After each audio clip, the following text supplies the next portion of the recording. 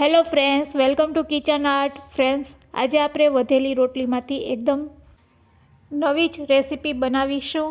નાનાથી લઈ મોટા સૌ કોઈને ખૂબ જ ભાવશે. એકદમ બનાવવામાં પણ ખૂબ જ સહેલી. તો ચાલો હવે આપણે રેસીપી શરૂ કરીશું. રેસીપી સારી લાગે તો લાઈક અને શેર કરજો.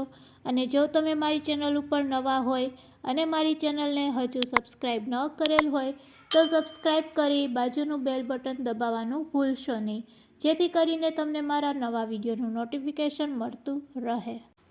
તો અહીંયા મેં ટોટલ 4 રોટલી લીધેલી છે અને આ ઠંડી રોટલી છે, તેના આપણે ટુકડા કરી લેશું. આપણે રોટલીને પહેલાં આવી રીતે ગોળ ગોળ વારીશું. આ રીતે ગોળ ગોળ વારી અને પછી ચાકુની મદદથી તેને આ રીતે કટ કરી લેશું.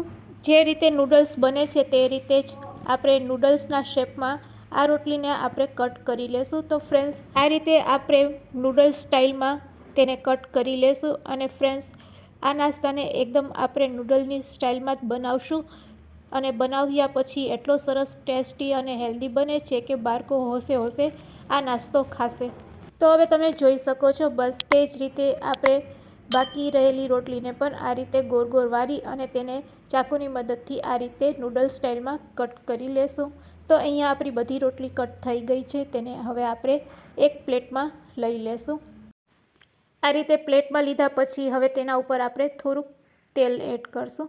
બસ 2-3 ટીપા જેટલું આપણે તેમાં તેલ એડ કરશું આ રીતે. અને ચપટીક આપણે મીઠું એડ કરશું. અને બસ હવે રેડી કરેલી આ નૂડલ્સને આપણે આ રીતે હાથેથી આ રીતે મિક્સ કરી લેશું. તો અહીંયા આપણી રોટલીની નૂડલ્સ રેડી છે. આ રીતે તેલવાળી થોડીક કરી અને મીઠાવાળી કરી અને તેને આ રીતે મિક્સ કરી લેશું અને સાઈડમાં રાખી દેશું. હવે ગેસની ફ્લેમ ચાલુ કરીને એક કડાઈમાં થોડુંક તેલ ગરમ કરીશું. નાખીશું. તેલ સારું એવું ગરમ થઈ જાય એટલે તેમાં જીરું નાખીશું ચપટીક, અને ચપટીક હિંગ નાખીશું. જીરું સરસ એવું કકડી જાય એટલે તેમાં આપણે ચોપ કરેલું લસણ અને આદું બંને નાખી દેશું. અને સાથે સાથે ચોપ કરેલી સમારેલી મીડિયમ સાઇઝની ડુંગળીને પણ એડ કરી દેશું. અહીંયા આપણે ગેસની ફ્લેમ હાઈ રાખીશું. સાથે સાથે સમારેલું લીલું મરચું પણ આપણે એડ કરશું. આ મરચું તીખું છે, બાળકો ન ખાતા હોય તો સ્કીપ કરી શકો છો. હવે લાંબી સ્લાઇસમાં કટ કરેલા બટેટાને તેમાં એડ કરી દેશું. ફક્ત મીડિયમ સાઇઝનું એક નંગ બટેટું લેવાનું અને તેને આ રીતે લાંબી સ્લાઇસમાં કટ કરી લેવાનું અને તેને પણ આપણે તેલમાં સાતરી લેશું. તેમાં ચપટીક મીઠું નાખીશું, જેથી કરીને બટેટા છે એ સોફ્ટ થઈ જશે અને તેલમાં ઝડપથી પાકી જશે. બટેટા નાખો એટલે ગેસની ફ્લેમ લો કરી દેવાની અને લો ફ્લેમ ઉપર જ બટેટાને આ રીતે પહેલાં પકાવી લેશું. એક જ મિનિટમાં આ રીતે બટેટું છે એ પાકી જાય છે. તો અહીંયા આપણું બટેટું પણ સરસ ચડી ગયું છે. આ રીતે બટેટું સારું એવું પાકી જાય પછી તેમાં આપણે ટમેટાં એડ કરશું. મીડિયમ સાઇઝના ટમેટાને આ રીતે કટ કરીને તેમાં એડ કરી દઈશું. ટમેટું એડ કર્યા પછી તેમાં આપણે લાલ મરચું પાવડર, ચપટીક હળદર અને ચપટીક ધાણા જીરું નાખીશું. સાથે સાથે સ્વાદ અનુસાર મીઠું નાખશું. તો અહીંયા આપણે મીઠા નાખતી વખતે ખાસ ધ્યાન રાખવાનું છે કે આપણે પહેલાં પણ મીઠું નાખેલું છે. મીઠું વધારે ન પડી જાય તેનું ખાસ ધ્યાન રાખવાનું. મસાલા એડ કર્યા પછી તેને હલાવી લેશું અને હવે તેમાં આપણે થોડુંક પાણી નાખીશું, જેથી કરીને ટમેટાં છે એ થોડાક સોફ્ટ થઈ જાય.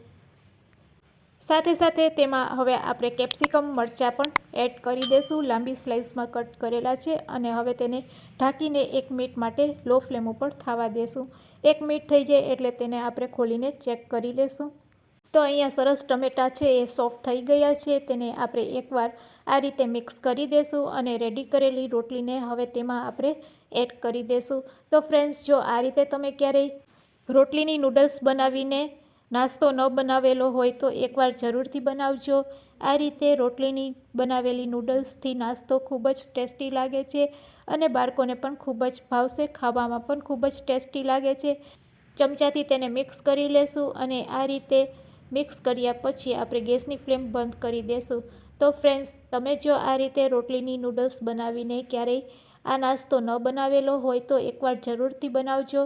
નૂડલ્સના સ્વાદને પણ ભૂલાવી દેશે તેવો નાસ્તો બનીને રેડી થશે. અને આ રીતે બનાવેલો નાસ્તો બાળકો હોશે હોશે ખાશે. વળી આ નાસ્તો ખૂબ જ હેલ્ધી પણ કહેવાય છે.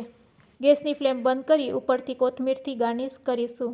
તો રેડી છે ગરમા ગરમ નાસ્તો સર્વ કરવા માટે તેને સર્વિંગ પ્લેટમાં લઈ લેશું. તો એકદમ નૂડલ્સ સ્ટાઇલમાં રેડી છે આજનો આપણો નાસ્તો. અને રેસીપી સારી લાગી હોય તો શેર કરવાનું ભૂલશો નહીં. Thanks for watching. ફરી મળીશું એક નવી રેસીપી સાથે.